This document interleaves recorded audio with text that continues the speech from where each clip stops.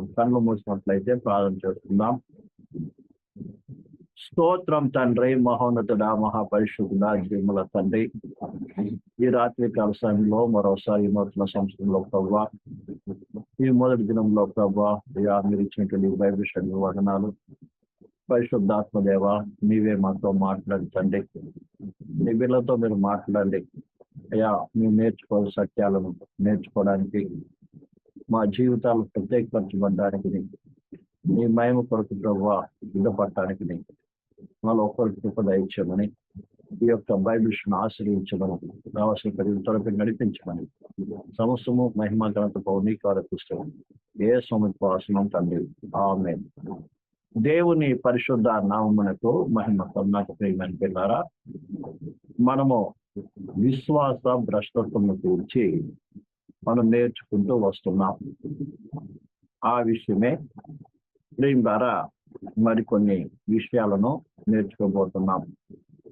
మొట్టమొదటిగా విశ్వాస భ్రష్టత్వం అనగా ఏమి, దీనికి ముందు కూడా ఆరంభంలో చెప్పి ఉన్నాను. మరోసారి ఈ విషయాన్ని మనము ధ్యానించబోతున్నాం. రాసుకున్నటువంటి వారు మీరు రాసుకోవచ్చు. విశ్వాస భ్రష్టత్వం అనగా ఏమి అంటే ప్రేమ ద్వారా మొట్టమొదటిది ఏంటంటే దేవుని మీద ఉన్నటువంటి విశ్వాసము పోవుట, లేక దేవుని మీద ఉన్నటువంటి విశ్వాసము తగ్గిపోవటము, కోల్పోవటము. ఈ విషయాన్ని అర్థం చేసుకోవాలి. మొట్టమొదటిగా విశ్వాస భ్రష్టత్వం అనగా దేవుని మీద ఉన్నటువంటి నమ్మకము లేక విశ్వాసము కోల్పోవటము. రెండవది ప్రేమ ద్వారా పడిపోవటము. అంటే ఏ సువార్తనైతే, అంటే ఏ దేవుని గురించిన సువార్త అయితే నువ్వు విన్నావో, ఏ సత్యానైతే నువ్వు విన్నావో ప్రియమైన పిల్లారా, అందులో నిలబడకుండా ప్రేమ పడిపోవటము లేక వెనుకంజ వేయటము, దాన్ని విశ్వాస భ్రష్టత్వము అని అంటారు. మూడవదిగా సువార్త లేక ఉపదేశ సత్యము. ఏ సువార్త అయితే నువ్వు విన్నావో ప్రియమైన బిల్లారా, ఏ ఉపదేశం అయితే నువ్వు విన్నావో ఆ యొక్క సువార్త సత్యం నుండి, ఉపదేశ సత్యం నుండి తొలగిపోవటాన్ని ఏమంటారంటే విశ్వాస భ్రష్టత్వము అని అంటారు. అర్థమైంది? నీకు సువార్త ప్రకటించబడింది ప్రేమ ద్వారా, లేదా సువార్త సత్యము ప్రకటించబడింది. ఉదాహరణకి సువార్త అనగా యేసు క్రీస్తు నీ కొరకు ప్రేమ పరలోకం విడిచిపెట్టి లోకానికి వచ్చి ఆయన చనిపోయి పాతి పెట్టబడి మూడవ తిరిగి లేచాడు అన్న సువార్త నీకు ప్రకటించబడినది. అయితే ఆ సువార్త విన్న నీవు దాని విశ్వాసముతో మరి విని రక్షింపబడి ముందుకు సాగుతున్నటువంటి నీలో ప్రియమైన బిల్లారా ఒక అనుమానం వస్తుంది. ఏమని? యేసు ప్రభు నిజంగా బ్రతికాడా, నిజంగా చనిపోయి బ్రతికాడా అన్నటువంటి అనుమానం వచ్చినప్పుడు వెంటనే ఏమవుతుంది? విశ్వాసం అని నీలో ఏమవుతుంది? విశ్వాసం నుంచి ఏమవుతున్నా వెంటనే అందులో విశ్వాసం వస్తుంది. ఆ రకంగా నీకు ప్రకటింపనటువంటి సువార్త అనేది ఏమవుతున్నావు ప్రియమైన బిడ్డారా? తొలగిపోతున్నావు. అలాగే ఉపదేశము ప్రియం ద్వారా, ఉదాహరణకి దేవుని గురించిన ఉపదేశం ఉంది. అలాగే ప్రియమైన బిడ్డారా ఈ సృష్టి గురించినటువంటి ఉపదేశం ఉంది. అలాగే పాపమును గురించిన ఉపదేశం ఉంది. అలాగే ప్రియమైన రక్షణ గురించినటువంటి ఉపదేశం ఉంది. అనగా మారు మనసు, పాప క్షమాపణ, ఇంకెన్నో ప్రత్యేకత, ఇవన్నీ కూడా ఉన్నాయి. ఎన్నో ఇవన్నీ కూడా ఒక ఉపదేశం ప్రియమైన బిడ్డారా. ఉపదేశం విని ప్రియులారా, విని కూడా తెలిసి కూడా దాని నుంచి ఏమవుతున్నావు? తొలగిపోతున్నావు. నమ్మటం లేదు. లేకుంటే అసలు లెక్క ప్రకారం నమ్మి ఏం చేస్తున్నావు? కొన్ని రోజులకి ఏమవుతుంది? దాన్ని విడిచిపెడుతున్నావు. ఇక్కడ విశ్వాస భ్రష్టత్వం అనేది అంటే ఏంటంటే మొత్తము విశ్వసించకపోవటం కాదు, కానీ అవిశ్వాసుల గురించి కాదు. నువ్వు దేవుని నమ్మి నీకు ప్రకటించబడినటువంటి యొక్క దేవుని వాక్యమును నమ్మి విశ్వసించి ప్రియమైన బిలారా ఆ తర్వాత కొన్ని రోజులు సాగిన తర్వాత దాని మీద ఏం రావటం?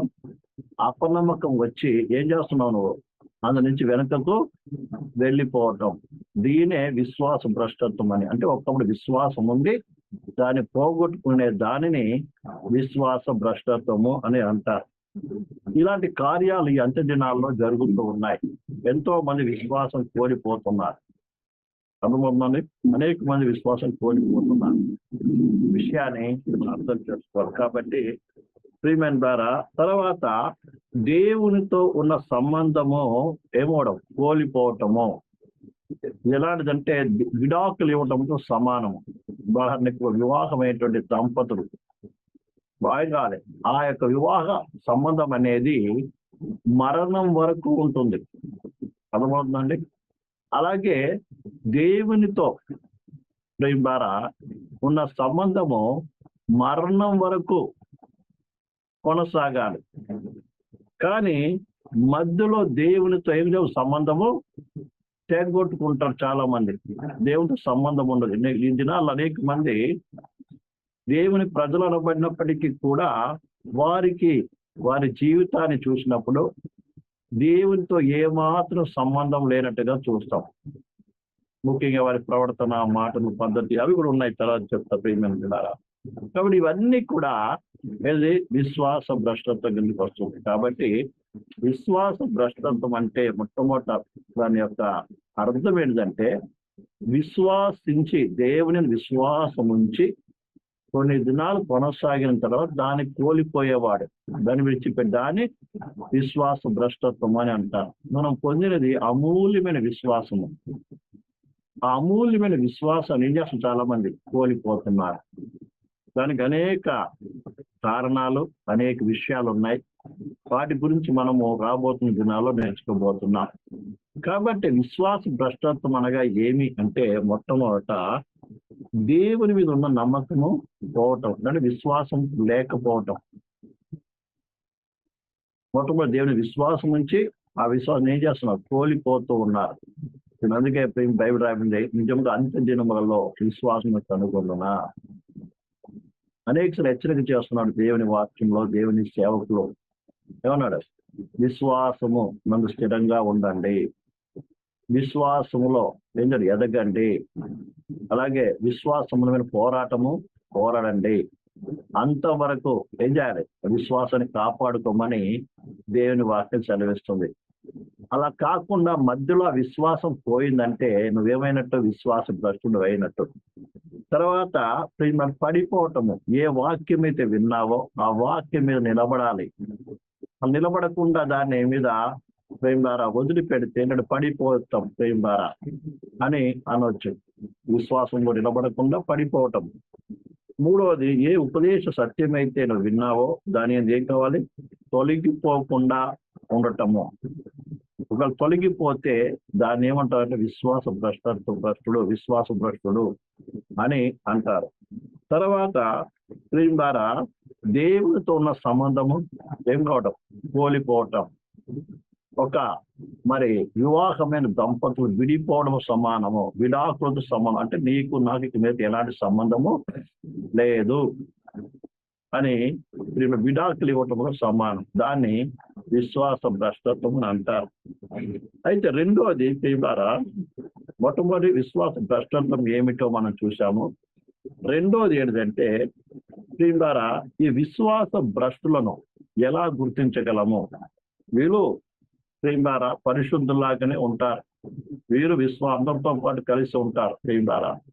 అయితే వీరు మనం ఎలా గుర్తించాలి అంటే మొట్టమొదట వారు ఎవరైతే విశ్వాసం భ్రష్టులు అయ్యారో, అలాగే విశ్వాసం కోల్పోయారో, అంటే దేవుని నుంచి వారు దూరం అయిపోయారో, వారైనా పడిపోయారో, వారు మొట్టమొదటి చేసే పని ఏంటంటే వాక్యాన్ని వక్రీకరిస్తారు. వాక్యాన్ని ఏం చేస్తారు, వాళ్ళు వక్రీకరిస్తారు. లేకుంటే వాక్యం యొక్క అసలు అర్థం ఒకటి ఉంటే అలాగే వాళ్ళు ఇంకొక రీతిగా వాళ్ళకి అనుకూలంగా ఏం చేస్తారు, చెప్పుకుంటారు అన్నమాట. వాక్యం ఇలా చెప్తుంది కదండి. ఉదాహరణకి ప్రియమైన అర్థం చేసుకోవాల్సిన విషయం, ప్రియమైన బిడ్డలారా, వాక్యం నుంచి తమ సొంత ప్రయోజనం కొరకు ఏం చేస్తారు, వాళ్ళకి అనుకూలంగా మలుచుకొని దాన్ని ఏం చేస్తారంటే వక్రీకరించి చెప్తూ ఉంటారు. అర్థమవుతుందండి? ఉదాహరణకి దేవుడు మనల్ని రాజులుగా యాజకులుగా చేశాడు అని దేవుని వాక్యం చెప్తూ ఉంటే దాన్ని ఎలా చెప్తారంటే శారీరకంగా చెప్తారు. మనం రాజులం కాబట్టి మంచి మంచి ఏం చేయాలి, వస్త్రాలు ధరించాలి, మంచి ఆహారం తించి మంచి ఒక లగ్జరీస్ లైఫ్ ను ఒక రాజులాగా ఈ లోకంలో జీవించాలని. ఎందుకంటే రాజులము కదా అని. అసలు ఆ వాక్యం అర్థమైనది వేరు.